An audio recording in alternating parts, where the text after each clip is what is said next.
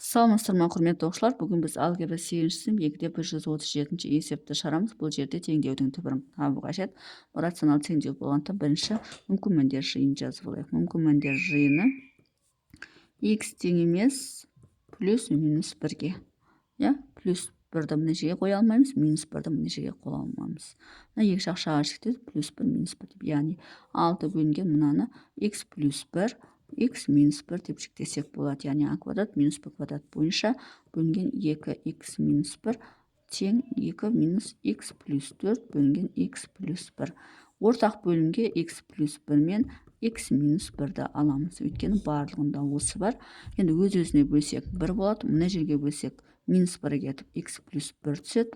Мына жерге x плюс 1 мен x минус 1-дің өзі түседі. Өйткені бөлшек бөлімінде 1 бар деп есептейміз. Мына жерге бөлсек x минус 1 түседі. Енді не істейміз? Есепті ары қарай шығарамыз. 6-ны 1-ге көбейтсек 6 болады. Тең. Енді мына жерде минус 2, одан кейін барып x плюс 1 болады. Тең. Ойбай. Мына жер минус 2. Тең 2 x плюс 1 x минус 1 минус x минус 1 x плюс 4. x минус 1 x плюс 4. Енді осы жақшаларды ашамыз. 6 сол күйінше қалады. Мына екеуін көбейтсек минус 2x болады. Мына екеуін көбейтсек минус 2 болады. Тең 2. Мынау бізде x квадрат минус 1 деген сөз. Минус енді жақшаны өзара ашамыз. Мына екеуін көбейтеміз x квадрат болады. Мына екеуін көбейтеміз плюс 4x болады. Мына екеуін көбейтеміз минус x болады. Мына екеуін көбейтеміз минус 4 болады. Енді не істейміз? 6-дан 2-ні аламыз. Плюс 4 болады. Минус 2x болады. Тең мынаны ашамыз. 2x квадрат болады. Мына екеуін көбейтсек минус 2 болады. Минус енді мына жерде өзара қосып жібереміз. X квадрат 4x-ке x-ті қоссақ плюс 3x болады. Минус 4 болады. Енді барып қайтадан жақшаны ашамыз. 4 минус 2x тең 2x квадрат минус 2. Мынау минус x квадрат болады. Минус 3x болады. Минус болғандықтан жақшаны алды. Мынау бізде плюс 4 болып кетеді. Енді осы жерден 4 минус 2x тең 2x квадраттан x квадратты алсақ бізде x квадрат болады. Минус 3x болады. Өйткені басқа x жоқ. 4-тен 2-ні алсақ плюс 2 болады. Енді мына өрнекті теңдіктің жағына өткіземіз. Өйткені x квадраттың алды плюс болғандықтан орында қалдыра берейік. Яғни x квадрат минус 3x плюс 2. Мынаны ол жаққа өткізсек минус 4 плюс 2x болып өтеді. Тең 0 болады. Енді x квадрат минус 3x пен плюс x 2x минус x-ті береді. Мұна екеуін қоссақ минус 2-ні береді. Тең 0 болады. Енді осы квадрат теңдеуді шығарсақ, онда бізде есептің жауабы болады. Дискриминанттен минус 1-дің квадраты плюс 1 болады. Минус 4 көбейту минус 2 және 1. 8, 8-ге 1-ді қоссақ 9 болады. Ол бізде 3-дің квадраты. Теріс санға теріс санды көбейтсек оң сан болады. Сондықтан қосылып кетеді де 9 болады. x1, x2-ні табамыз. Мынаны алды минус болғандықтан плюс 1, плюс минус 3 бөлінген 2 болады. 4-те 2-ге бөлсе 2 болады. Мына екеуін қоссақ минус 2, минус 2-ні 2-ге бөлсек минус 1 болады. Демек, жауабы x1 тең 2, x2 тең минус 1 дейді. Енді мүмкін мәндер жиынында минус 1-ге тең емес, және плюс 1-ге тең емес. Олай болатын болса, мына жауап алынбайды. Тек қана x тең 2 деген жауап алынады. Сонымен бірінші есептің шығарылуы жауабы 2-ге тең екен. Минус 1 дегенде жауап шығады, ол мүмкін мәндер жиында бар, сондықтан оны жауапқа алмаймыз. Бұл бізде бірінші есептің шығарылуы, енді екінші есепті шығарамыз. Екінші есеп 3 бөлінген x плюс 2 минус 2x минус 1 бөлінген x плюс 1 тең 2x плюс 1 бөлінген x квадрат плюс 3x плюс 2 дейді. Енді мынау бізде мына екеуін көбейтіндісі.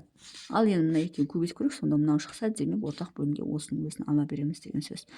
X плюс 2-ні x плюс 1-ге көбейтетін болсақ, мына екеуін көбейтсе x квадрат, мына екеуін көбейтсек плюс x, мына екеуін көбейтетін болсақ плюс 2x, мына екеуін көбейтетін болсақ плюс 2. Сонда x квадрат, мына екеуін қоссақ плюс 3x, аны плюс 2. Демек, мына екі шақшаның көбейтіндісі мынаны беріп тұр. Олай болатын болса, ортақ бөлімге сол x плюс 2 x плюс 1-ді ала береді екенбіз ортақ бөлімге. Сонда мына жерде мынадан ортақ бөлімге алсақ, мынамен қысқарып кетіп, мына жерге x плюс 1 түседі, мына жерде x плюс 2 түседі, ал мына жерге 1 түседі. Өйткені мынау бізде x квадрат плюс 3x плюс 2 деген сөз. Енді бұл жерде мүмкін мәндер жиын жазып қояқ. Мүмкін мәндер жиыны x тең емес минус 2-ге, x тең емес минус 1-ге болады. Себебі мына жерге минус 2-ні қоюға болмайды, мына жерге минус 1-ді қоюға болмайды деген сөз. Енді мүмкін мәндер жиын жазып қояқ. Енді мынаны ашамыз. 1-ден көбейте берем, 3x болады, плюс 3 болады, минус x плюс 2, 2x минус 1. Оны 1-ден көбейте алмаймын, себебі бұл жерде таңбадан қателесіп кетуі мүмкін. Тең 2x плюс 1 болады, 1-ге көбейтсек 3 шығады. Енді 3x плюс 3 минусты сол күйінше қойып қойма. Мына екеуін көбейтем, 2x квадрат болады. Мына екеуін көбейтем, минус x болады. Мына екеуін көбейтем, плюс 4x болады. Мына екеуін көбейтем, минус 2 болады, тең 2x плюс 1. Енді осы жерден 3x плюс 3 минус 2x квадрат, мына екеуін қоссақ, плюс 3x минус 2 тең 2x плюс 1 болады. Енді жақшаны ашсақ, мынаны таңбалар бар, өзгеріп кетеді. 3x плюс 3 минус 2x квадрат минус 3x плюс 2. Мынаны теңді сол жағына минус 2x минус 1 деп өткіл жерге салайын. Сөйтіп, мына жерден минус 2x квадраттың өзі жазылады. Минус 2x квадрат өткен басқа қосылатын жоқ. Плюс 3x пен минус 3x жойылады. Және минус 2x қалады. Минус 2x қалады. Мына жерге жазып жатырмын. Плюс 3 плюс 3 плюс 3 плюс 2 плюс 5 болады. Одан бірдасаң 4 болады. Сонда плюс 4 болады. Сен 0. Барлығын минус 2-ге бөліп тастаймыз. Сөйлесе, мына x квадраттың алдағы минустан құтыламыз. Сонда минус 2-ге бөлсең 1 болады. X квадрат, мынау плюс x болады.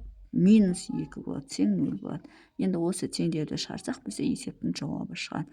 Дискриминантпен шығарамыз. Дискриминант тең 1-дің квадрат 1, минус 4 көбейту минус 2 тең 8 плюс 8, оған 1-ді қоссақ, плюс 9, ол бізде 3-дің квадратын береді. Енді x1, x2-ні табамыз. x1, x2-міз, мына жерде плюс 1 орнында минус 1 болады, плюс минус 3 болады, бөлінген 2 болады. Минус 4 2-ге бөлсек минус 2 болады, плюс 2-ні 2-ге бөлсек 1 болады. Сонда бізде есептің жауабында x1 тең минус 2, x2 тең 1. Енді мүмкін мәндер жиынын қарастырайық. Мүмкін мәндер жиынында минус 2-ге тең емес, және минус 1-ге тең емес демек, мына минус 2 деген жауап алынбайды. Минус 2 деген жауап алынбайды, тек қана 1 деген жауап алынады. Оңа болатын болса, x тең 1 деген жауапты алады екенбіз. Бұл бізде екінші есептің шығарылуы. Енді үшінші есепті шығарамыз. Шығара берейік. Үшінші есеп. Сиам екен. Так, бұл бізде нешінші? 37-дің үшіншісі ма? Осы үшеуін бөлек, қалған үшеуін бөлек аламын өтем. Ал енді шекеттік үшінші есепті шығарайық. 2 бөлінген x квадрат минус 4 плюс x минус 4 бөлінген x квадрат плюс 2x тең 1 бөлінген x квадрат минус 2x. Енді не істеймін? Мына екеуін көбейткішке жүктеймін. Ол бізде x плюс 2, x минус 2 плюс x минус 4 бөлінген, мына жерде x жақшаны сыртына жүгірсек, x плюс 2 болады. Тең 1 бөлінген x минус 2 болады. Енді ортақ бөлімге қайсыны аламыз деген сұрақ. Мына екеуін аламыз және x аламыз. Сонда x плюс 2, x минус 2-ні аламыз. Бұл барлығында бар, сондықтан осыны аламыз. Енді осыларды мынаған бөлсек, мына жерге x түседі. Мынаған бөлсек, x минус 2 түседі. Мынаған бөлсек, x плюс 2 түседі. Мүмкін мәндер жиын 1-ден жазып қоян. Ол бізде x тең емес 0-ге, x тең емес минус 2-ге, x тең емес плюс 2-ге. Мүмкін мәндер жиын жазып қойдым. Енді мынаны көбейтем. 2-ні x-ге өтем 2x болады. Плюс x минус 2, x минус 4-ті көбейту қажет. Және x плюс 2-ні 1-ге өтсең өсі түседі. Енді не істеймін? 2x жазылады. Плюс жақшаны ашамын, x квадрат болады. Мына екеуін көбейтем минус 4x болады. Мына екеуін көбейтем минус 2x болады. Мына екеуін көбейтем плюс 8 болады. Мына теңдіктің сол жағына минус x өтеді, мына сол жағына минус 2 өтеді, тең 0 болады. x квадраттың өзі түседі мына жерге. Плюс 2x пен минус 2x шығарылады. Минус 4x пен минус x қосылып бізде минус 5x береді. Плюс 8 пен минус 2 плюс 6 береді. Тең 0 болады. Енді дискриминант шығарамыз. Минус 5-тің квадраты 25, минус 4 көбейту 6, 24, 25-те 24 десең 1 болады. x1, x2-ні табатын болсаң, өйсе минус болғандықтан плюс болады, плюс минус дискриминант бірден 1 шығады, бөлінген 2 болады. 6-ны 2-ге бөлсең 3 болады, 5-тен 2-ні алсаң 4 болады, 4-ті 2-ге бөлсек 2 болады. Есептің жауабы сонда жауап жазбас бұрын бірінші 3 деген мүмкін мәндер жиында жоқ, 2 деген мүмкін мәндер жиында бар, сондықтан мұны жауап алынбайды. Тек қана жауабы x тең 3 болады. Бұл бізде үшінші есептің шығарылуы. Енді төртінші есепті шығарамыз, иә. Ешке сияр ма екен төртінші есеп. Ал жаза берейік. Төртінші есепті шығарамыз. Осындай болып қалады енді. 4 бөлінген x плюс 2 минус 3 бөлінген x минус 2 минус 12 бөлінген 4 минус x квадрат тең 1 бөлінген 7. Енді мынаның өзін минусын жақшаның сыртынан шығарайық, мыналарға келеді. Яғни 4 бөлінген x плюс 2 минус 3 бөлінген x минус 2, мына минусын шығарып жіберсек, мына минуспен плюс болып кетеді. 12 бөлінген x квадрат минус 4 болады. Тең 1 бөлінген 7. x квадрат минус 4 деп отырғанымыз бізде x плюс 2 және x минус 2-нің көбейтіндісі және бізде 7 деген коэффициент бар, ортақ бөлінген, міне осыны аламыз. Осылардың бәрін мынаған бөлетін болсақ, 7x минус 2 түседі. Мынаған бөлетін болсақ 7x плюс 2 түседі. Мынаған бөлетін болсақ 7 түседі. Мынаған бөлетін болсақ x квадрат минус 4 түседі. 7-ні 4-ге өтеміз 28 болады. x минус 2 болады. Минус 7-ні 3-ге өтеміз 21 болады. x плюс 2 болады. Плюс 12-ні не істейміз? 7-нің өзіне көбейтеміз. 12-ні 7-ге көбейтсек бізде 84 болады. 84 тең болады. X квадрат минус 4 болады. Енді жақшаларды ашамыз. 28x болады. Минус 28-ді 2-ге көбейтеміз. 2-ге көбейтеміз. Ол кезде бізде 56 болады. Минус 56. Мына екені көбейтеміз. Минус 21x. Мына екені көбейтеміз. Минус 21-ді 2-ге көбейтетін болсақ 42 болады. Плюс 84. Мына теңдіктің сол жағына минус x квадрат болады. Мына минус 4 плюс 4 болады, тең 0 болады. Енді не істейміз? Минус x квадратты орнына жазамыз. 28-ге 21-ді қосамыз, плюс 7x болады. Басқа жоқ қой. 28-ден 21-ді алсақ, плюс 7x болады. Минус 56-ға 42-ні қосамыз. Яғни 56 қосу 42 бізде 98 болады. Минус 98, одан 84-ді алып тастаймыз. Минус 14 болады, одан 4 тастасаң минус 10 болады, тең 0 болады. Енді осының барлығын минус 1-ге көбейтіп жібереміз, сонда x квадрат минус 7x плюс 10 тең 0 болады. Дискриминантте минус 7-дің квадраты 49 болады, минус 4-ті көбейтеміз 10-ға 40 болады, мына жерде 9, ол бізде 3-тің квадратын береді. Енді x1, x2-ні табамыз, сол кезде минус 7 плюс 7 болады, плюс минус 3 болады, бөлінген 2 болады. 7-ні 3-ге қоссақ 10 болады, 10-ді 2-ге бөлсек 5 болады. 7-ден 3 тастасақ 4 болады, 4-ді 2-ге бөлсек 2 болады. Мүмкін мәндер жиынын жазбаппын, мүмкін мәндер жиын жазылу керек еді. Мүмкін мәндер жиыны бізде x тең емес 2-ге, x тең емес минус 2-ге. Демек, мүмкін мәндер жиында x тең емес, мынау бар, мынау жоқ. Сондықтан жауапқа алынбайды да, жауабы x тең 5-тің өзі болады. Бұл бізде 4-ші есептің шығарылуы. Енді 5-ші есепті шығарамыз.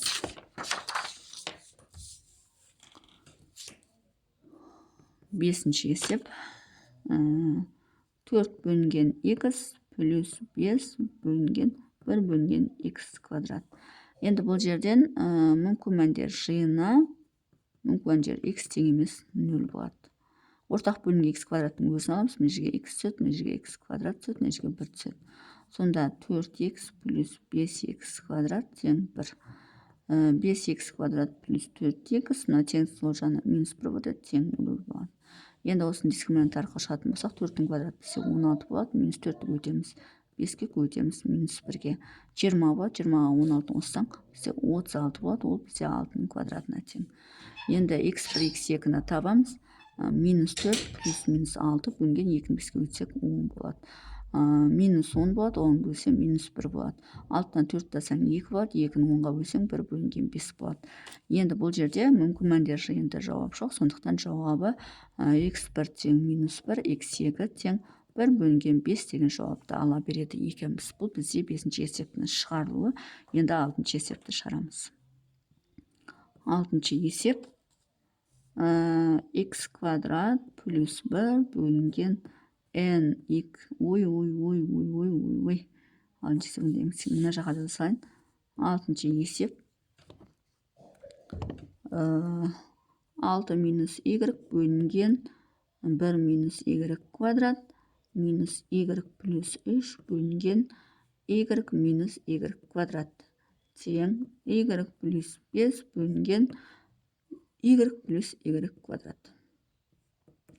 Енді не істейміз? Енді мына жерден